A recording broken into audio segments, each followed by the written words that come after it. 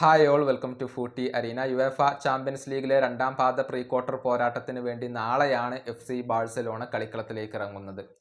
എതിരാളികൾ പോർച്ചുഗീസ് ക്ലബ്ബായ ബെൻഫിക്കയാണ്. നാളെ രാത്രി ഇന്ത്യൻ സമയം 11:15 ഈ മത്സരം നടക്കുക. ബാഴ്സയുടെ മൈതാനത്ത് വെച്ചുകൊണ്ടാണ് ഈ മത്സരം നടക്കുക. ആദ്യപാദ മത്സരത്തിൽ ബെൻഫിക്കയുടെ വെല്ലുവിളി അതിജീവിക്കാൻ ബാഴ്സയ്ക്ക് കഴിഞ്ഞിരുന്നു. ഏകപക്ഷീയമായ ഒരു ഗോളിനായിരുന്നു ബാഴ്സലോണ വിജയിച്ചിരുന്നത്. ഏതായാലും ഈ മത്സരത്തിൽ ബാഴ്സയുടെ ഒരു സാധ്യത 11 എങ്ങനെയാകും? ഒരേ ഒരു സംശയം മാത്രമാണ് ഇപ്പോൾ ഹാൻസി ഫ്ലിക്കിന് നിലനിൽക്കുന്നത്. അത് മധ്യനിരയുടെ കാര്യത്തിലാണ്.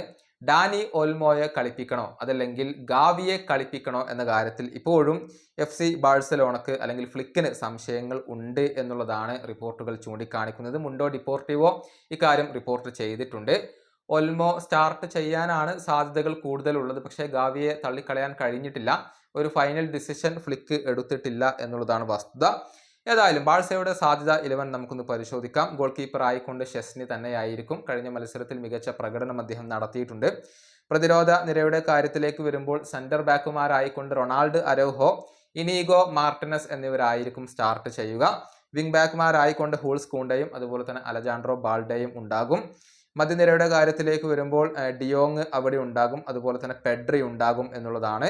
ഇനി ഡാനി ഓൽമോ കൂടി അവിടെ വരും. മുന്നേറ്റ നിരയിൽ ലാമിൻ യമാൽ ഉണ്ടാകും, അതുപോലെ തന്നെ റഫീഞ്ഞയും റോബർട്ട് ലെവൻഡോസ്കിയും ഉണ്ടാകും എന്നുള്ളതാണ്. ഓൽമോ ഇല്ലെങ്കിൽ പകരം ഗാവി ആയിരിക്കും വരിക. ഇങ്ങനെയാണ് FC ബാഴ്സലോണയുടെ ഒരു സാധ്യത 11 ഇപ്പോൾ വരുന്നത്. കഴിഞ്ഞ ലാലിഗ മത്സരം ഉപേക്ഷിച്ചിരുന്നു, അത് നമുക്കെല്ലാവർക്കും അറിയാം. അതുകൊണ്ട് തന്നെ ഈ മത്സരത്തിന് വേണ്ടി തയ്യാറെടുക്കാൻ ഒരുപാട് സമയം ബാഴ്സയ്ക്ക് ലഭിച്ചിട്ടുണ്ട്. അത് അവർ കൃത്യമായി ഉപയോഗപ്പെടുത്തുമെന്നാണ് ആരാധകർ പ്രതീക്ഷിക്കുന്നത്.